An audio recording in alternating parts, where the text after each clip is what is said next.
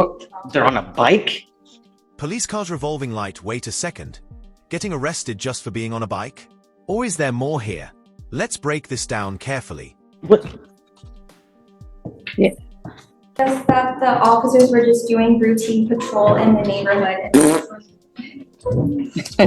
Again, is he walking while black? You know? Good morning, Ms. Del Valle. Good morning, Judge. Did you say Cruz? Gachuzo is his last name. Cruz is middle name. Page 5. Okay, that's what I This was. is G last week.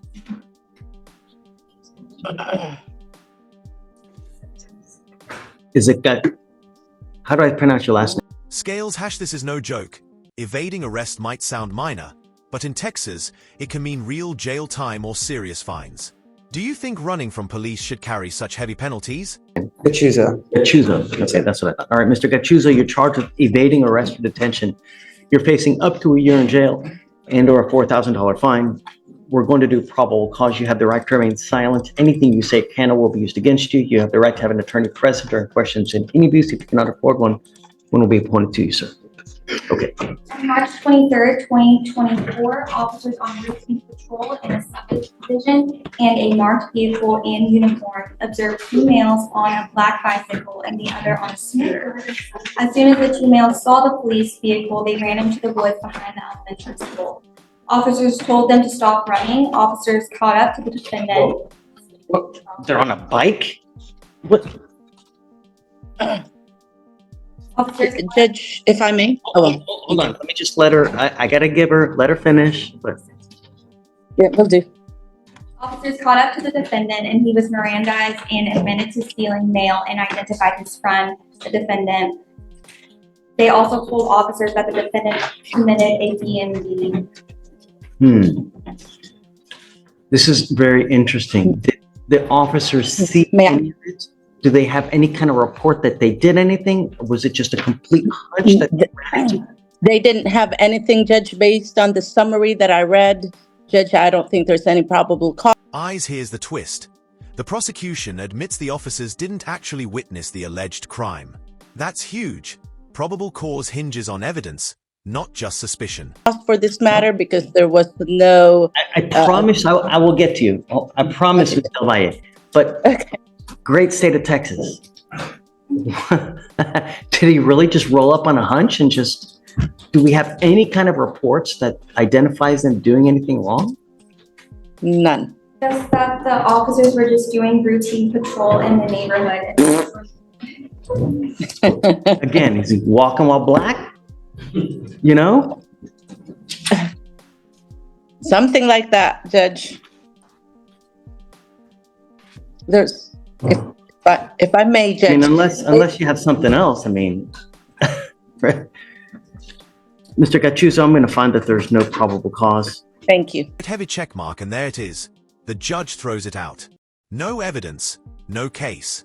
But notice how the judge still warns him. Bad company can drag you down fast. Sir, when you hang with dogs, you get fleas. You know what I mean? Yes, sir. This is not a good way to start in life, and I'm telling you, the more criminal charges you rack up, the more difficult you make life. Life's hard as it is. Everyone hates you. Everyone wants to see you fail. And I'm telling you, the more criminal cases you pick up, the more difficult life is.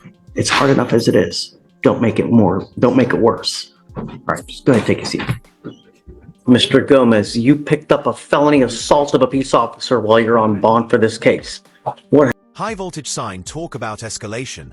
From riding a bike to allegedly assaulting a peace officer. This case just took a dramatic turn. The officer dispatched to a suspicious person call at a closed gas station. They observed the defendant walking around the vacant lot holding two glass bottles of Corona beer, indicating possible intoxication. They attempted to stop and identify the defendant, but he ignored commands and walked away towards the main road. And despite multiple warnings, he refused to comply, and he threw a glass bottle at an officer before fleeing on foot. Officers pursued the defendant for half a mile before detaining him, and while being transferred between patrol units, the defendant had already moved his hand restraints to the front of his body, and the officer attempted to reposition the restraints behind him. That's when the defendant pulled away and struck the officer's left thumb with his elbow, causing pain, redness, and tenderness. And then the defendant attempted to flee again, but was taken to the ground. And I think there's issues with walking up and saying, we see someone and no more. Well, It's I know it's not our case to litigate. Well, I know. All I know is that you've now picked up a felony case. Where'd you going? I gotta take him. Well, Judge, well, if we're going to be revoking him on that, then I do think it is our issue to delve into. And I think there's issues with the way he stopped. And, but if that's going to be the basis to revoke him, then this court doesn't. But the entirety of the information that the officers receive is based on what I would contend is an illegal stop. You can't just walk up and say, without more, there's no Go reason. up to a guy and say, hey, let's talk. No, that's not what they said. They said, walked up and said, show me your ID. And that's an illegal detention. That is a detention, and it's one that's unlawful under the circumstances. I don't know. Well, I'd like to set it for a hearing if we're going to do that. Sure. And he posted bond, $10,000 in the felony case. We think that's sufficient to ensure that he appears for a hearing, a formal hearing on it, without needing to take him into custody. I've talked with his mother. His mother has had good contact with me throughout this process, and she'll ensure that he's here. I think if we set it for early next week, then we can delve more into the felony case and figure out if the mental health, and I think the state can get an answer about whether mental health treatment is what's appropriate. We think it's appropriate, and even if you delve into the background of our case, the allegation is that he called the police himself and said, hey, I've got traffic tickets, come arrest me, come to my home and arrest me. An allegation, well, and that he also said, and when you get here, I'd like to be in a fight. And when the cops arrive, they oblige him, they put their tasers away and fight him. And that's consensual conduct. And whether we like it or not, humans have the ability to consent in physical fights if they like in Texas.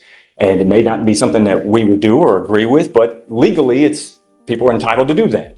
And so he's not resisting arrest even in our case. So we think there's issues in our case, but we thought on the defense side that it may be more appropriate to go the Harrison route and see if mental health PTI. I appreciate your argument. I appreciate your tenacity, but I have to be fair to every single person that comes through here. We have certain standards and procedures that we follow. Sure. When anyone picks up a felony case, especially a violent felony case, we revoke the bond and we put them in custody. We cannot continue to act in this manner. We are a civilized society and actions have consequences. I'm happy to give you a hearing, but no, I'm taking you into custody. You picked up a Lock and that's the hammer. The judge revokes bond and orders custody. Do you agree with this tough stance? Or should the defense have gotten more leeway? felony assault of a peace officer. Judge, and my position respectfully is if he's entitled to, Judge, maybe before he be taken away, we finish this portion of the hearing. I think he's entitled to be president.